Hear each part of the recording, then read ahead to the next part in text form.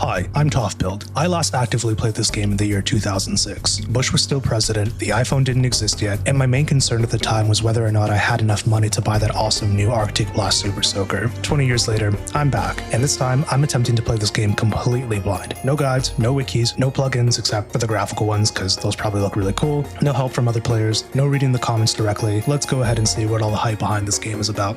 Welcome to BlindScape. Thursday, July 23rd, and this is being filmed about 5 minutes after the conclusion of the previous episode, so let's do a quick recap. Last episode, we got tricked into narrating 7 minutes of dialogue about a stronghold with basically no actual lore, had an extended conversation with the human equivalent of Wikipedia, and gave a vampire what was possibly the rudest wake-up call in RuneScape history. In continuation of last episode's spooky Halloween quest theme, I've decided to try and tackle the Restless Ghost this episode, as well as Witch's Potion. So it says I can start this quest by talking to Father Eric in the chapel in Lumbridge, and that's right here, so let's go ahead and do that. Welcome to the Church of Holy Sarah Domen. Alright, so I'm not sure what happened just now, but it looks like I stopped recording, so I'll quickly summarize what's happened so far for the Restless Ghost. We spoke to Father Eric, who told us that he needed help with a ghost problem in his graveyard. We were told to speak to a guy called Father Ernie in the Lumbridge Swamp, and we were told that he was a hermit, so my thought process was that he was either in this shack or this shack, but then I looked at the map and I realized he couldn't possibly have been in this shack, because it looks like this shack is some sort of gateway to a different location, and it looks pretty mystical. And the gateway is also labeled Shrine, which immediately makes me think of the evil chicken shrine. So it seemed really unlikely that Father Ernie would be here. And as I'm saying this, I realize that this is literally called Xanaris. Like, it literally tells you what this place is. So yeah, I didn't think that Father Ernie was there. So instead I visited this shack here, and lo and behold, he was there. He gave us this really sick looking ghost speak amulet. And that let us talk to the ghost in the crypt. And the ghost basically told us that some guy in the wizard's tower had taken his skull, and that's basically why he's a ghost. So now we are on our way to the wizard's tower to find out which warlock stole his skull. Now I'm pretty sure that it was Grey's Egg or Mizgog, but I guess we'll find out soon. Something else I just realized. This must be the entrance to Xanaris that the wise old man told us about last episode. I definitely want to revisit this area after the quests are done. I have a feeling it's members only, but yeah, it would be really interesting to get access to Xanaris and then maybe like farm a couple of fairies so that I can get that fairy ring that lets me teleport to those two locations, or at least those two locations. I wouldn't be surprised if there were more than just those two. Man, I really should check more often when OBS stops recording my stuff. There's that eye symbol again. Still don't know what that's about. I don't see any warlocks on this floor, but I do see a skull in that corner, so I'm gonna go ahead and see if okay, it doesn't look like I can actually interact with it in any way, so can't talk to this wizard either, so I'm guessing that's not it. Oh, this guy has a skull too. Do they all just keep skulls? That's kind of odd. I did not know that the wizards here had a skull fetish. So neither of these guys are warlocks apparently. I don't see any skulls lying around.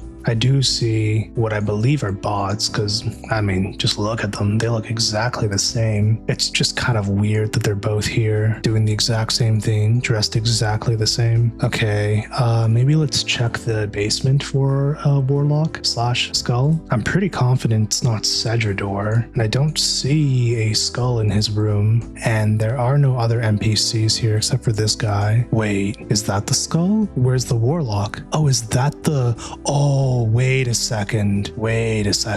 Oh, it's coming back to me. Okay, so I don't think there was a skeleton involved in Rune Mysteries. Like, I don't think that's what I encountered as a kid, even though that's what I remembered. I think the skeleton is actually for the Restless Ghost. Yeah, I think this is what I remember as a kid, getting attacked by a skeleton during this quest, not during Rune Mysteries. I guess let's see.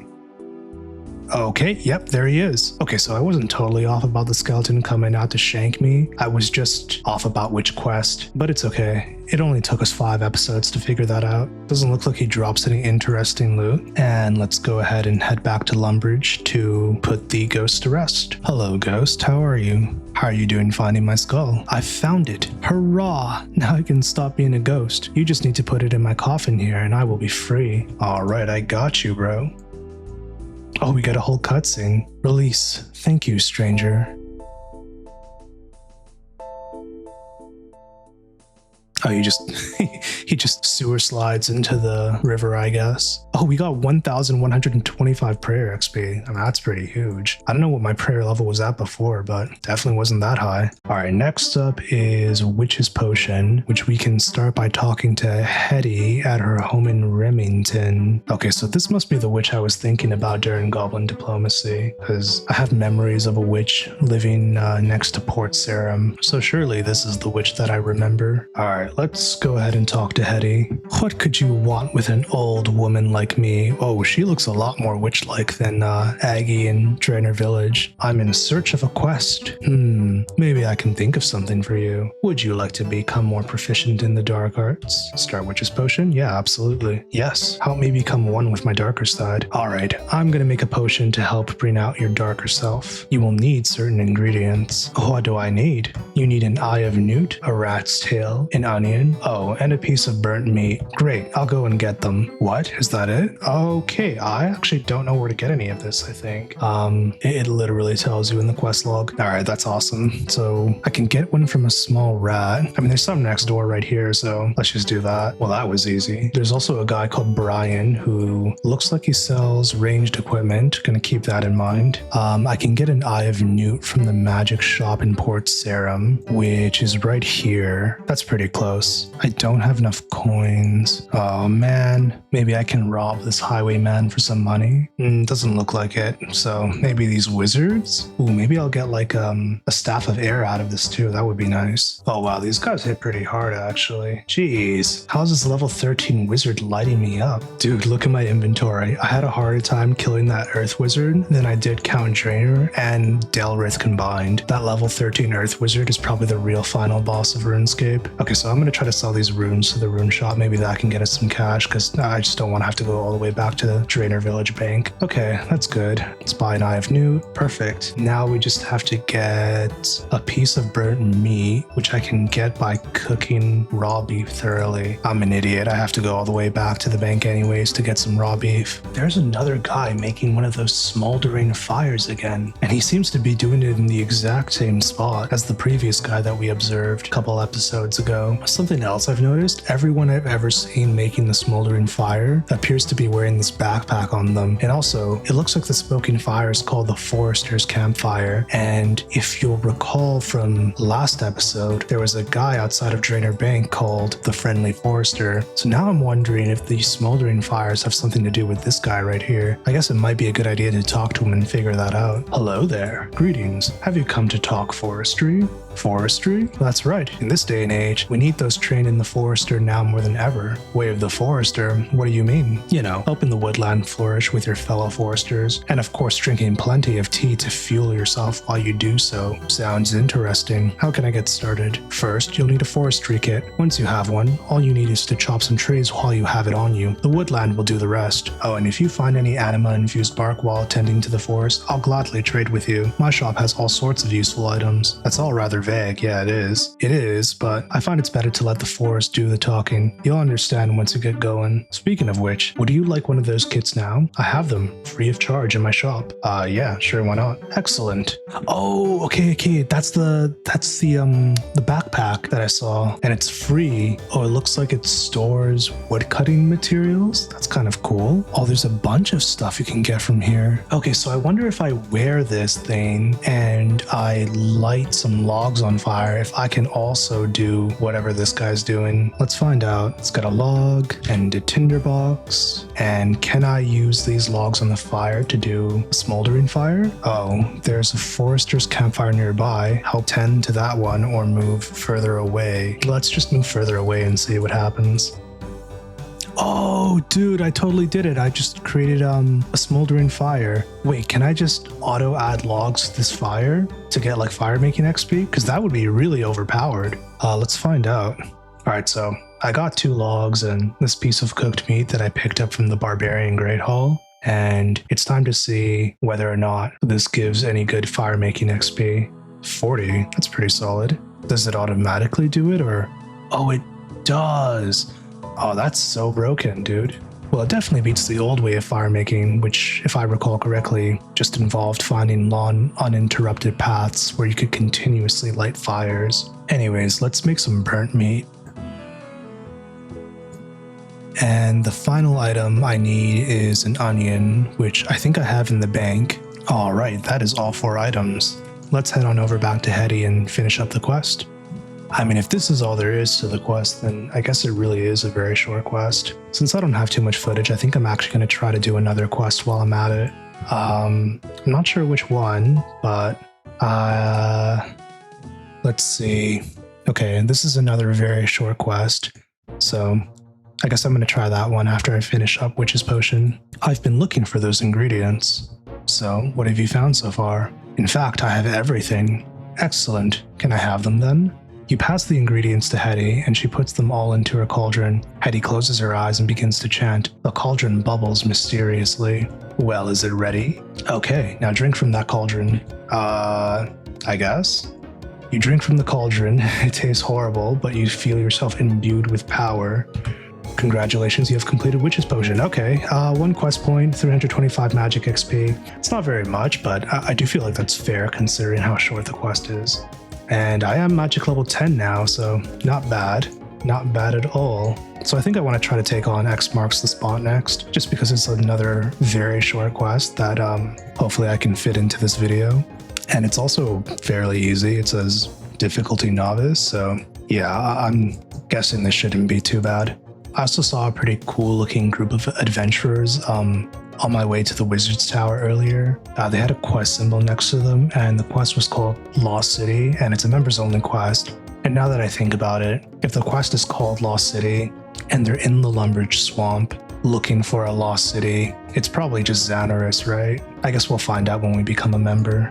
You know, the walking in this game has really grown on me. I actually quite enjoy it. I don't know, there's something really meditative about just walking long distances and enjoying the scenery. This backpack also looks super cool. I think I like it even more than the cape. Here's another thing I don't get. I often see these people in Lumbridge cow fields whacking at cows with an air staff. I don't understand why they wouldn't just use a melee weapon. Like, why are they attacking cows with a magic weapon but in melee form? I don't get that. They also kind of give off bot vibes. Oh yeah, come on, these are definitely bots. Look at their usernames. Alright, so maybe those were just bots vibe coded by some guy that doesn't really know what he's doing. Anyways, let's go talk to, I think it was Veos. Hello there. I'm looking for a quest. Well, now that you mention it, I could do with some help. The name's Veos. I'm a great treasure hunter from the wondrous kingdom of Great Korend. Great Korend? Where's that? Across the sea to the far west. It is a truly magnificent place. Interesting. So what brings you to Lumbridge? Let me actually see where this guy's talking about. Across the sea. So this, I'm assuming, to the far west. That's Varlamore. Ah, okay. This is the Great Korend. Oh, it looks very odd. Kind of unnatural, in my opinion. It seems like this kingdom is divided into 4 zones, but the zones seem kind of like unnaturally divided. Like the change of terrain is just kind of off-putting to me. I don't know, maybe there's like some in-game lore explanation for that. Anyways, let's get back to the dialogue. So I'm here on a bit of a hunt, the hunt for treasure. Back in my home of Great Korend, I came across a scroll. I believe it will lead me to something of great value. Ooh, spicy. I've also hit a bit of a blocker. The scroll has led me here, but I don't really know the area. I'm not sure what to do next. Maybe you can help me with this. Start X marks the spot? Yeah, sure. Sounds good. What should I do? Take the scroll. It should lead you to the treasure I seek. Once you found it, meet me at my ship. It's docked at the northernmost pier of Port Sarum. Veos is giving you a scroll. Okay, cool. Awesome. Anything else I should know? You'll probably want a spade. I find they're pretty much always needed when it comes to hunting treasure. Yeah, that's true. The hardware store, meta. Check the general store if you don't have one. I'll be sticking around here for a little while before heading back to my ship. If you need extra guidance with anything, just let me know and I'll see what I can do. Okay, thanks Veos. Good luck. Okay, so speaking of the hardware store meta, I've read online before that you pretty much need a hardware store to do any RuneScape quest, but so far, it has not been the case. Like, I don't think I've ever needed more than like 1 or 2 tools to do any quest. So yeah, that's kind of why I've stopped bringing like tools to every quest that I go to, because it seems like the comments that I read about this game online were wrong about the whole hardware store thing. Or maybe that's just like for harder quests later on and I'm actually being really overconfident here. Alright, so we have our spade. Within the town of Lumbridge lives a man named Bob. Okay, that's the axe guy, I'm pretty sure. He walks out of his door and takes 1 step east, 7 steps north, 5 steps west, and 1 step south. Once he arrives, he digs a hole in the ground and buries his treasure. Okay, that seems really straightforward. Let's go ahead and do that. Okay, I'm pretty sure he's in this alleyway. And I know this because I used to train my combat stats on the poor citizens in this alleyway. And I'm pretty sure there was more than just this one woman here. Oh, I guess they're in Bob's house. Anyways, let's go ahead and talk to him. Oh wait, no, I don't have to talk to him. I just have to follow the instructions here. Okay. He walks out of his door and takes 1 step east.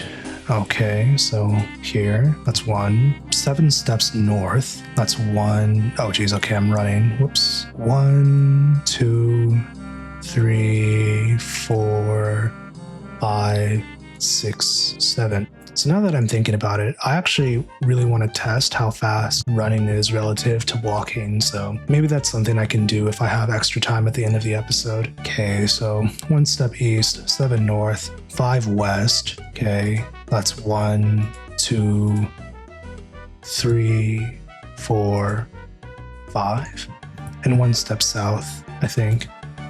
So it should be right here.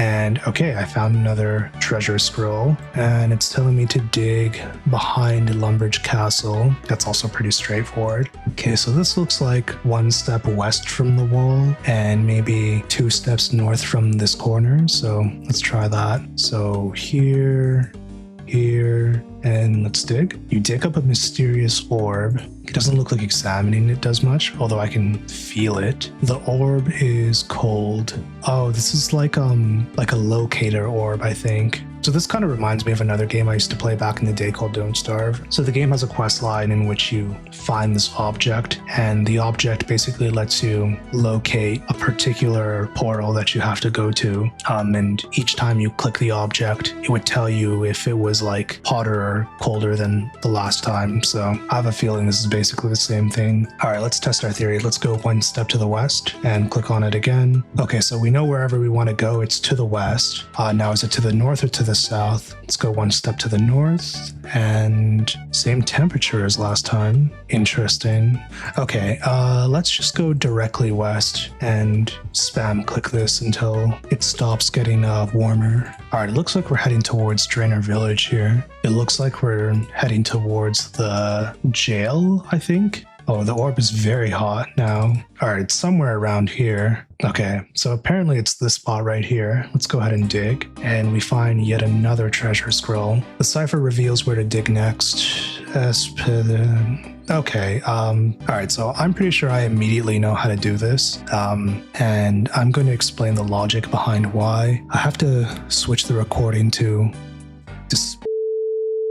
All right, so sorry about that. I had to restart the recording because I didn't actually link my audio recording to take any input when I switched to display. But okay, so basically this is the code, right? ESBZOPSQJHQFO. And my immediate intuition is that this is what's commonly known as a Caesar cipher. And the reason it's called a Caesar cipher is because it was allegedly how Julius Caesar, who was like a Roman statesman / general, used to allegedly send encrypted messages to his soldiers on the front lines, I think. Please don't murder me in the comments, potential history nerds. And it's one of the most like rudimentary ciphers out there. It's like the first thing they teach you in any introductory cryptography class. I think the quest was listed as a novice difficulty quest. So, you know, I really doubt they're asking you to crack Enigma. As far as commonly known ciphers go, Caesar ciphers, Visionaire ciphers, which I think are just slightly more complicated Caesar ciphers, are like the two most well-known beginner ciphers out there. So the way this works is that you get like some sort of encrypted message like this, and whoever receives the code might have an encryption key like the number 2. And what that essentially means is that you take this string of characters here and you increase each character by 2 places in the alphabet. So E becomes G, S becomes U, B becomes D, and Z becomes B, etc., etc. The problem is, though, there are 26 possible permutations of this string that can be the decoded message, and that sounds like a real pain in the ass to do manually. So I am really tempted to just write a Python function here and do it for me. However, that kind of feels like cheating, so I guess I'm just going to do this manually. So we have 2 possible directions we can go. We can either go up, meaning like this becomes D, then the next iteration, this first letter becomes C, and then B, etc., etc. Or we can go down, which means this becomes F or G or H, etc., etc., etc., until we've basically filled out the alphabet. Considering it's a novice difficulty quest, I'm going to assume that it's probably best to go in both directions at once, since the shift probably isn't too far away from the center here. So what we're going to do is we're going to try going down 1, then up 1, then down 2, then up 2, then down 3, then up 3, and hopefully I'm right and it doesn't get worse than that. I guess it would be pretty funny if this wasn't a Caesar cipher at all. Okay, let's see. So E becomes F, S becomes T, B becomes C, Z becomes A. Okay, so right away you can tell it's not this one because like no word in the English language starts with FTCA. So we're gonna go with this one now. So E becomes D, S becomes R, B becomes A, Z becomes Y, O becomes N, P becomes O, S becomes R. Okay, that's Drainer. Perfect. Q becomes P, J becomes I, H becomes G.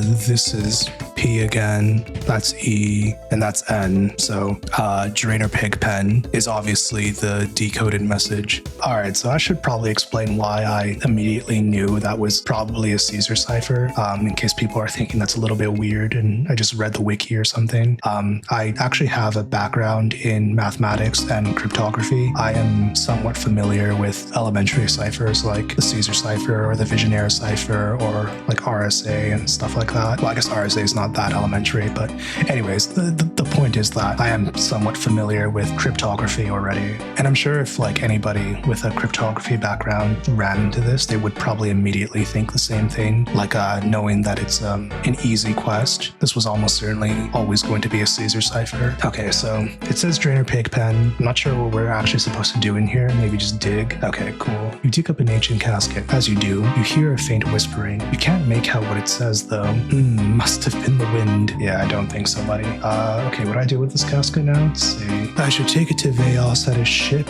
on the northernmost dock of Port Sarum. I have an option to open it, which I'm really tempted to do, but I probably shouldn't. Let's just do it, whatever. I don't think Veos would want me to open his treasure. I should take it to him. If I remember, okay, yeah, it's telling me that I like how the game gives you that option just to tell you to f off. Alright, let's talk to Veos. Hello there. Hello, Veos. How's the treasure hunt going? I found the treasure. Excellent. I'll take it off your hands now. You give Veos the ancient casket. Brilliant. This is just what I was looking for. Thank you so much for your help. No problem. So, what is this treasure anyway? Oh, nothing important. Just something that might be of use to me back in the Great Corrend. If you say so. That's, a little bit suspicious. Anyway, as promised, a reward for you. Okay, I got one quest Access point in Antique Lab. Ooh, always love XP. 200 coins. The ability to receive clue scroll boxes. I don't really know what that is. And a beginner clue scroll box. Anyway, I'd best be getting back to Great Karen. I'm sure I'll be back here before long though. There's always more treasure to be found. If you ever fancy visiting the kingdom, come find me here. I'm more than happy to take you there. Consider it an extra thank you for your help. Sounds great. Thanks, Veos.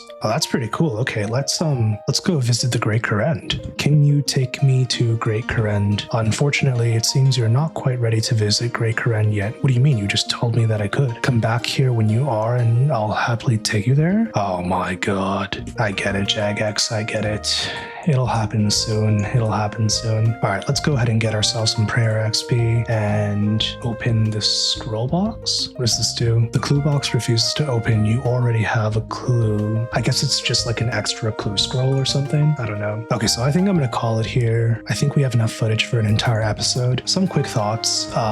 Restless Ghost was a pretty straightforward quest, and so was Witch's Potion. I don't think I was the biggest fan of Witch's Potion. It was a little bit too... It didn't really feel like a quest at all, to be honest. Restless Ghost I liked a lot more. I think it's kind of cool how the warlock that stole the guy's skull was clearly from the old wizard's tower, so it's kind of nice that they tied in the quest with the history of the location. I enjoyed that. And X marks the spot. I liked it. Like, it was a fun little brain teaser, I guess. And I also really like the fact that we basically unlocked a new area, so that's really cool, even though we can't access it quite yet. And it's also really cool that we got to do a cipher. I'm biased because I really like puzzles and stuff, especially ciphers. So yeah, that was pretty fun. Anyways, with that being said, I do think we have enough footage for an entire episode.